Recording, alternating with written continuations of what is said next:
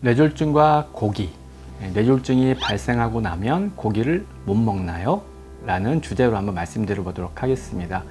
뇌졸중이 발생해서 그 입원 치료를 받고 그 이후에 이제 외래에 다니시면서 저와 이제 여러 가지 인터뷰를 하시고 말씀을 나누시다 보면요, 많은 질문이 있는데 그 중에 하나가 맛있는 고기에 대한 내용입니다. 그래서 이에 대해서 오늘은 답변하는 형식으로 말씀드려 보도록 하겠습니다.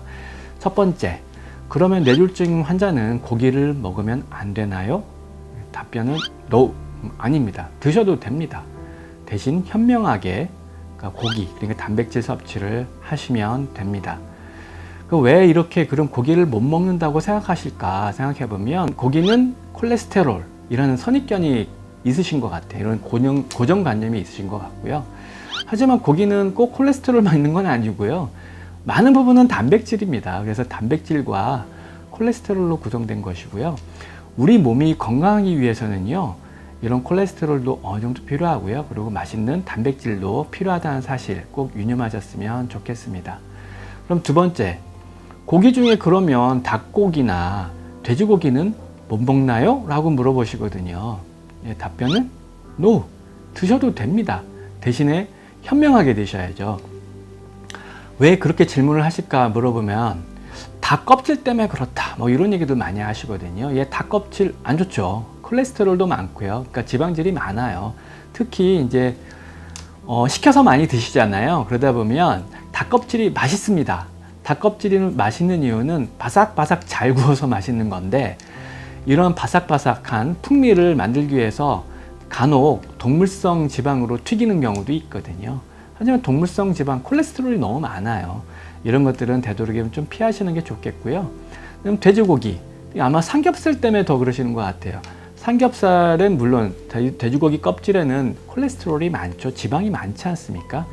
이런 것도 좀 피해서 드신다면 닭고기와 돼지고기 섭취도 문제 없겠다라고 말씀드릴 수가 있겠습니다. 그 다음에 세 번째로, 그러면은 소고기는 괜찮나요? 라고 물어보시거든요. 이에 대한 답변은요, 괜찮을 수도 있고 너무 많이 드시면 곤란하겠네요 라고 되게 말씀드립니다. 한국인들은 정말 소고기를 좋아하시죠. 그리고 여러분들은 소고기 중에 어느 부위를 제일 좋아하십니까? 저는 등심인데요. 등심이 왜 좋아할까요? 맛있으니까. 특히 그 중에서도 꽃등심들을 많이 좋아하시죠.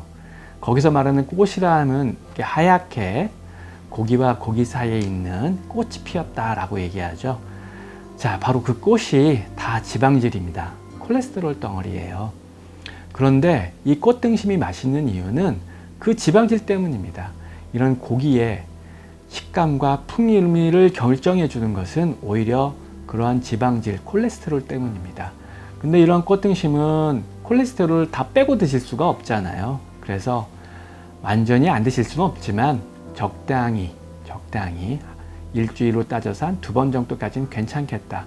콜레스테롤이 너무 높지 않다면 그 정도로 말씀드릴 수가 있겠습니다.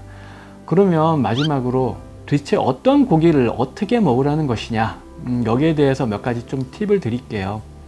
어떤 고기, 그러면 꼭 육류의 종류를 사실 따질 필요는 없으세요. 하지만 되도록이면 피해야 되는 음식들이 있는데요. 달걀 중에서도 노른자는 좀 좋지가 않습니다. 하얀자는 단백질 덩어리예요. 그래서 전혀 문제가 되지 않고요. 노른자는 콜레스테롤 양이 너무 많기 때문에 조금 곤란하고요. 그 다음에 새우, 그리고 오징어, 이런 거에도 의외로 콜레스테롤이 많이 들어있고요. 그리고 육류, 그리고 우유 제품 중에서도 그것을 한 번 더 가공한 육가공 식품 같은 경우에도 콜레스테롤이 많이 들어있습니다. 이런 것들은 좀 피하시는 게 좋겠고요. 그러면 빨간 살코기는 괜찮냐? 적당히의 범위를 벗어나는 경우에는 좀 곤란합니다. 최근 연구에 의하면 빨간 살코기도 너무 많이 드시면 그 양에 비례해서 뇌졸중이 많이 발생한다는 보고들이 있거든요. 그래서 이것도 지나친 섭취는 좀 곤란하고요. 그럼 도대체 어떤 고기를 먹으라는 얘기냐? 되도록이면 육류보다는요, 생선이 조금 더 좋습니다. 생선 중에서도 등푸른 생선이 좋고요. 등푸른 생선에는 오메가3가 많이 함유되어 있어서 혈관 건강을 유지하는 데 있어서 많은 도움이 받으실 수가 있습니다.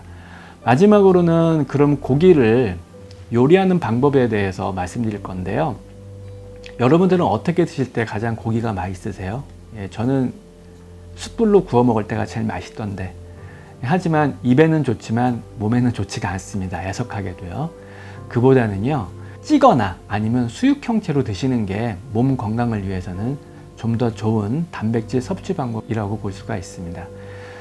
좀 정리해 보자면요, 뇌졸중과 고기, 뇌졸중이 생겼다 해서 고기를 못 드시는 건 아닙니다. 예, 드셔도 됩니다. 일주일에 한 2번 정도는 맛있는 고기 드셔도 되고요. 대신에 앞서 말씀드린 바와 같이 현명하게, 올바르게 몸에 건강한 방법으로 단백질 섭취를 하셨으면 좋겠습니다.